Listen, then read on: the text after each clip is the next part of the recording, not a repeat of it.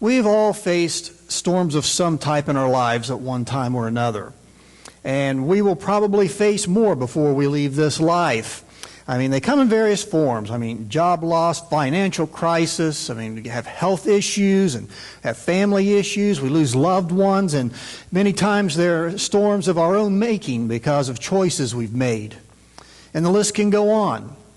And I'm sure as you think back over your life that there are probably many storms that come to mind along the way. And all too often we find our hearts breaking and we cry out to God. But it feels like He isn't hearing our prayers. Feels like He isn't listening. We pray and we pray. And there's what seems like a void, a vacuum, an immense emptiness that we just can't seem to overcome. The disciples found themselves in such situations as well as did David and many others in the Scriptures. And in the accounts of their storms, we can find the answer to our question, where is God in the storm? And so let's begin by looking at one of the accounts when the disciples found themselves in a storm, if you would.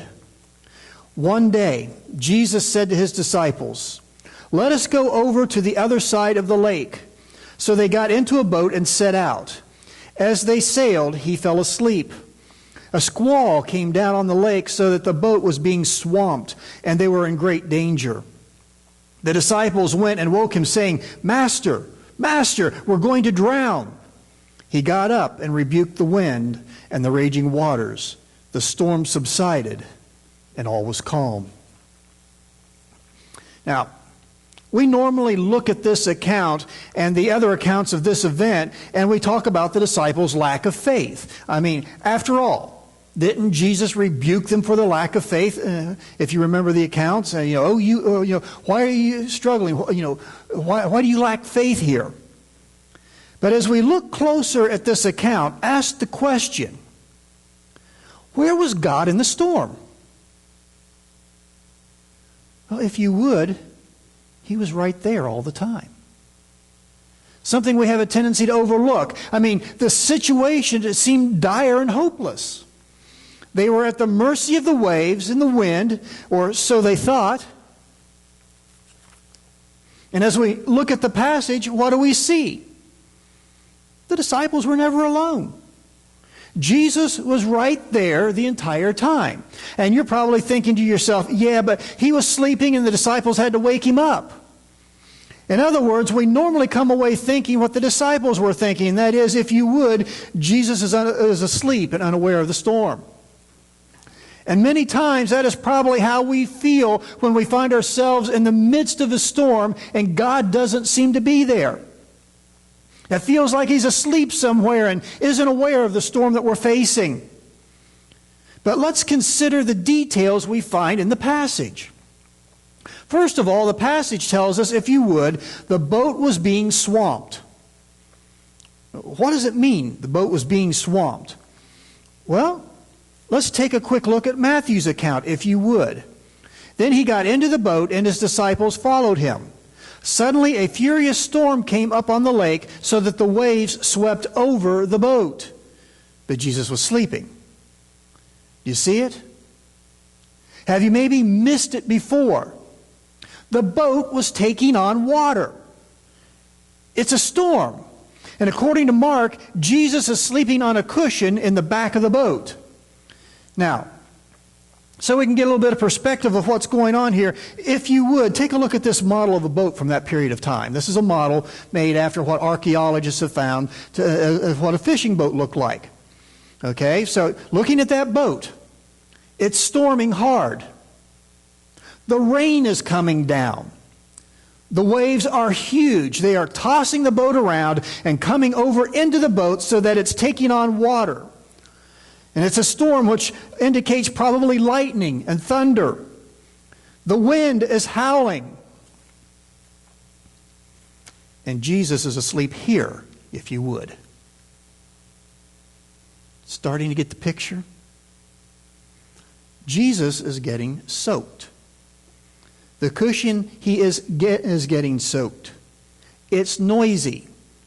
The boat is not gently rocking in the water to put someone to sleep. It's being beaten hard by the waves.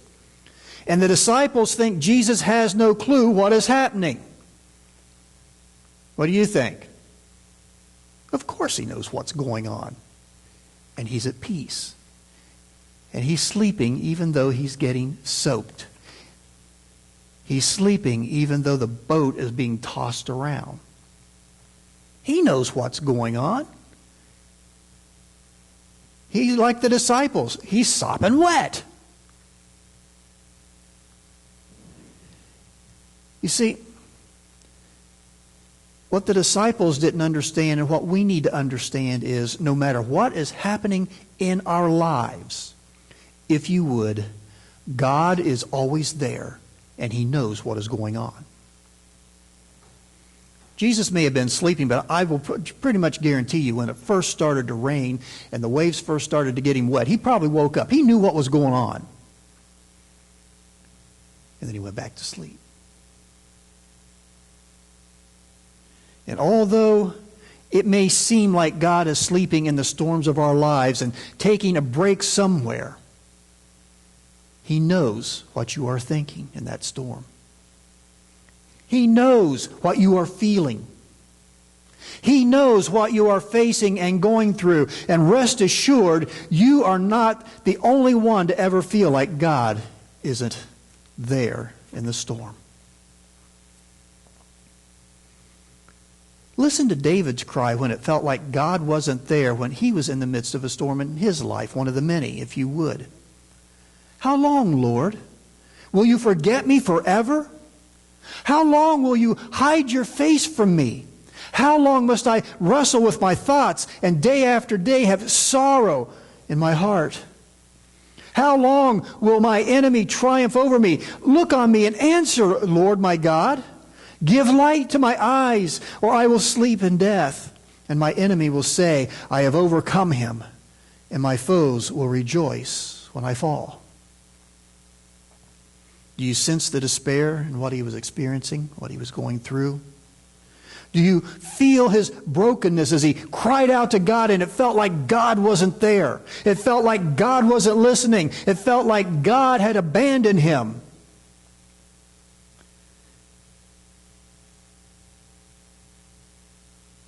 David was facing a storm and it felt like it just didn't matter to God what he was facing. And so he struggled and he cried out. So understand, you are not alone if you've ever felt that way, or if you're even feeling that way now about something going on in your life. God may be silent, but He's there. He understands, and it's okay to cry out. It's okay to petition Him.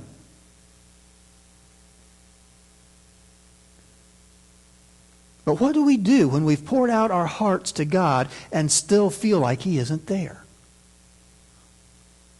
Well, David tells us where to begin in the last two verses of that chapter, if you would. But I trust in your unfailing love. My heart rejoices in your salvation. I will sing the Lord's praise, for He has been good to me. And so David is in despair. It feels like God has abandoned him. It feels like God isn't listening. It feels like maybe God's on vacation somewhere. And the first thing in David's response to the feeling that God isn't there is many times one of the hardest things to do in the midst of storms in our lives, and that is, if you would, trust that God is there and has heard our prayer even though He is silent.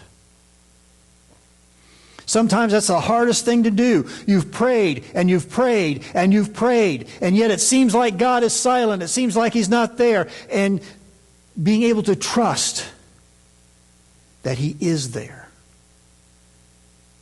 even though it seems like He's ignoring you. And keep in mind, that doesn't mean that you have to stop praying about the situation. That doesn't mean you lay it out before the Lord and then you just trust Him and whatever. No. One of the things we talked about last week, we're encouraged to petition God, to keep lifting things up over and over and over again. Actually, prayer is one avenue through which we draw closer to God in the midst of the storms of the life. Sometimes I get the feeling that God allows storms to continue in order to get us to start praying, in order to get us to start drawing near to Him, because we found ourselves drifting too far away. As James tells us, if you would, come near to God and He will come near to you. Now, I'm reminded of the older couple. They're driving down the roads back when they used to have the bench seats in the car and everything, and they're driving along, and the old lady looks over at the old man and says, "You remember when we were younger? And I used to be sitting right there next to you." And he looks over at her and says, "Yeah, I haven't moved. You did." And it's the same way with us. It might seem like God is far off. It might seem like He's not there. And He would say to you, "Oh, I haven't moved. I'm right where I've always been. I'm there in the midst of that storm. You're the one that's moved." See, the more consistent our prayer life, the closer we find ourselves to God. And the closer we find ourselves to God, if you would, the easier it is to trust God in the silence. Have you ever known Christians that seem to be at peace no matter what's going on in their lives? So much at peace that sometimes you wonder if there's something wrong with them. You know what I mean? Something horrible has happened in their lives and you don't understand why they're not coming apart at the seams. Now, I will guarantee you that their prayer life isn't a short 30-second prayer at mealtime or prayers offered up only when there's a crisis. You will find that if you would, prayer is central to their lives. They pray many times throughout the day. They talk to God about everything, not just when there's a crisis. They keep their hearts and minds focused on God through a strong prayer life. Matter of fact, prayer was central to David's life, which is why he was able to trust God even though God seemed so far away at the time. The next thing David shows us to do, if you would, rejoice in the salvation God has given us. Now, across this nation, churches are closing their doors. The Nazarene Church in Bethesda closed their doors the last Sunday in June. And I know that it's been probably a couple or 3 years now, the Nazarene Church in Barnesville closed their doors. Other churches are closing their doors. There are vacant church buildings across this nation. And I have a strong feeling it is because, if you would, too many professing Christians take the gift of salvation that God has given us for granted. I mean, because it's a gift, they feel no sense of responsibility. There's no commitment. And I think one reason for that is they don't really understand what they were given and how great the gift of grace truly is.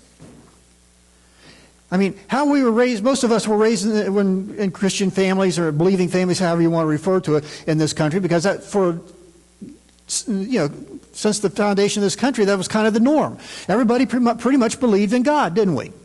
I mean, most of us, we were raised in the church in some way or another.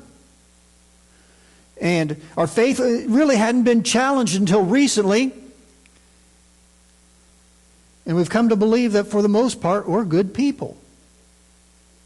We're not really all that sinful after all. We were a nation that, for the most part, we tried to be pleasing to God for how many centuries. And so as a result, being a Christian was relatively comfortable. We really didn't have anything that was challenging our commitment. We didn't really have anything that was challenging as to whether or not we were devoted. We really didn't have that much of anything to draw us away. I mean, one of the things that comes to mind, how many kids today would be totally lost without their smartphone? Yeah. Have you ever wondered what some of these kids' expression would be if you showed them some of the rotary phones that we grew up with and expected them to use it?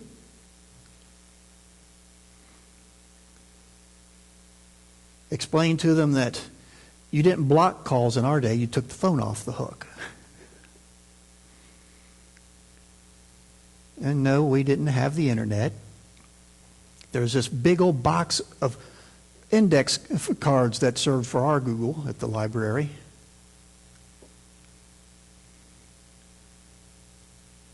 We didn't have all of these things going on that would distract God's people. I mean, for the most part,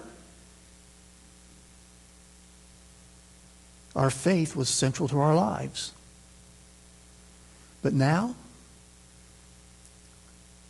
this world has managed to get so many things shoved into our faces, get us distracted to where our faith is no longer central to our lives for the most part. And let's face it, for most of us, the true magnitude of this gift of grace is beyond anything we can imagine. Yet there are some who come close to truly grasping it. Those that society has kicked along the roadside. Those who have struggled with life, feel worthless, feel like there is no hope, feel like nobody cares. And then to find out that the God of the universe loves them and cares for them and gave His Son so that He could lift them out of the pits of despair, so that He could transform their lives, taking those who felt worthless, who were worthless, and making them worthy. Those who felt unlovable and loving them. They understand. But most of us, I mean, let's face it, when we became Christians, not much changed in our lives. We were raised in the church. We went to church on Sundays. If you're anything like my family, it wasn't an option. You went to church. Unless you were sick. If you were sick, you had to prove it. Yeah? Otherwise, you're in church. And so for the most part, when we accepted Christ, when we were immersed into Christ and became Christians, not much in our lives changed.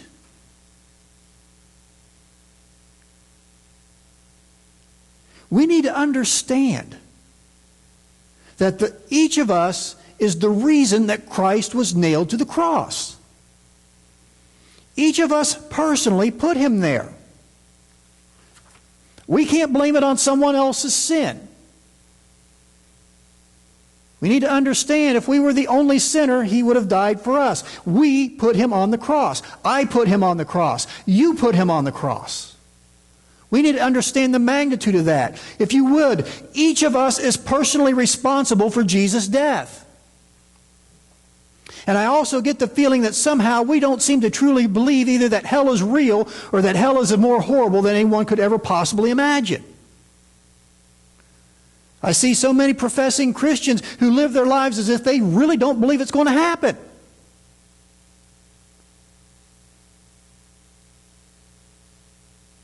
We need to understand just how incredible this salvation, this gift of grace is that God has given us. We did not deserve it. We were unlovable. And yet He gave His Son as a sacrifice to make us worthy, to redeem us, to pay the price for our sin. The Apostle Paul puts it this way, if you would. Thanks be to God for His indescribable gift.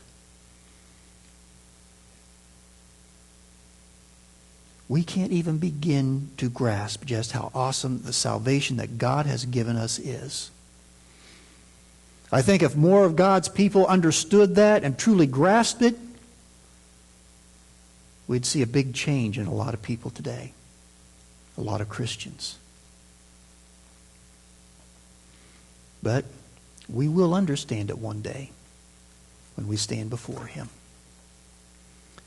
And so, we need to be constantly thanking Him and praising Him for His gift of grace. And then David shows us, if you would, remember the good things God has done for us. You know, we're masters at focusing on the bad things and losing sight of the good things, aren't we? We're really good at that. You know, I've heard it said that, you know, you do something good, nobody ever hears about it. You do something bad, and the world hears about it the next day. Yeah, it tends to be true. We focus on the bad and lose sight of the good, even when it comes to our relationship with Christ. Let me ask a question to illustrate. The last time you prayed to God about something rough going on in your life, give you a moment to think about that. Last time you prayed to God about something rough going on in your life, if you would, did you acknowledge the good things God has done for you in your prayer? Or did you just leave it as a petition for His help?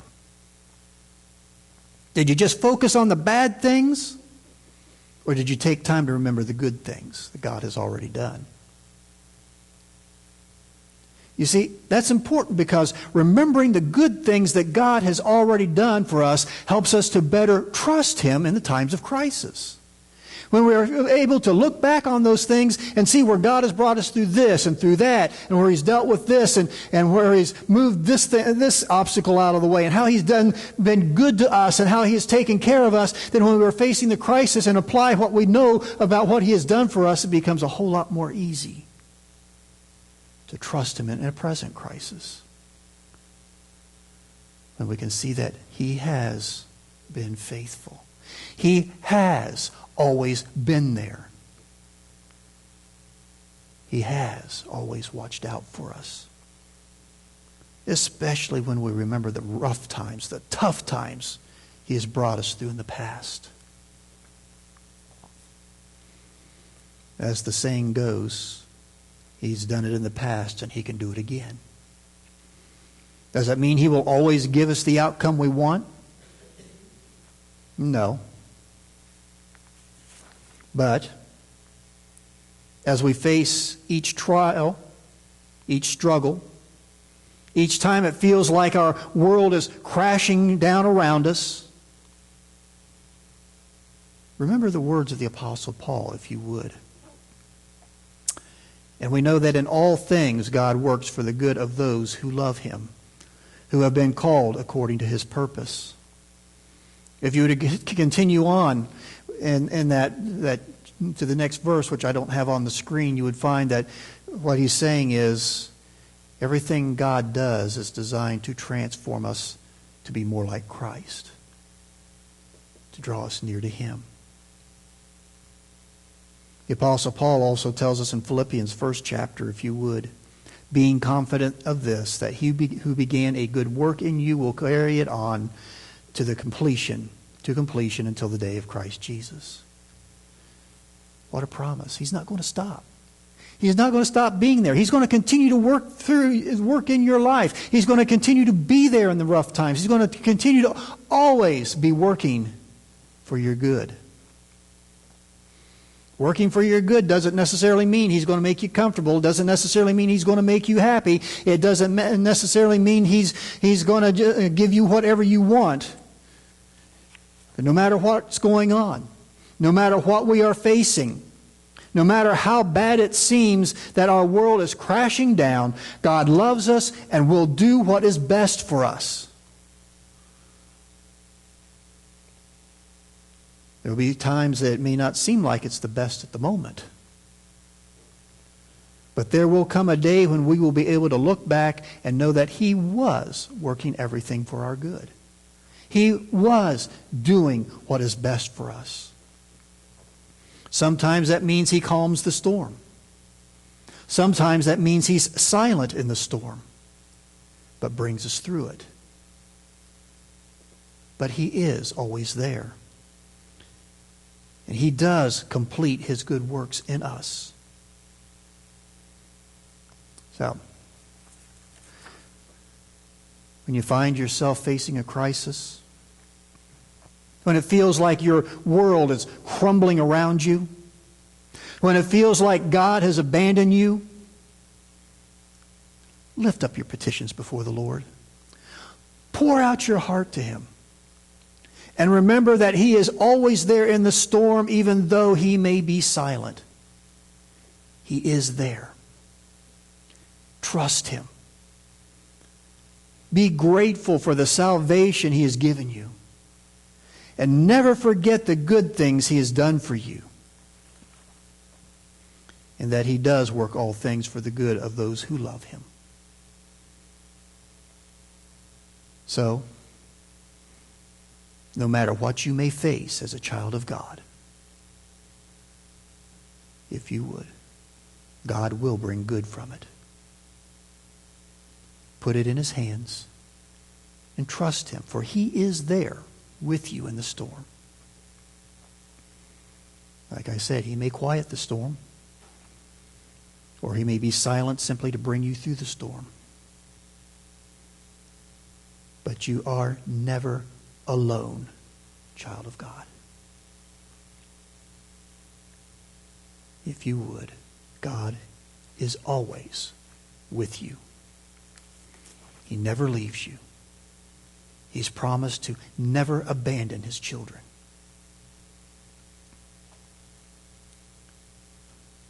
Even when He is silent in the midst of the storm,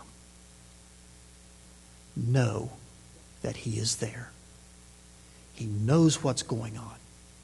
He knows what you're going through. He knows what you're experiencing. He knows what you're feeling. And He will not leave you, even though He may be quiet. Trust Him. And lean on Him,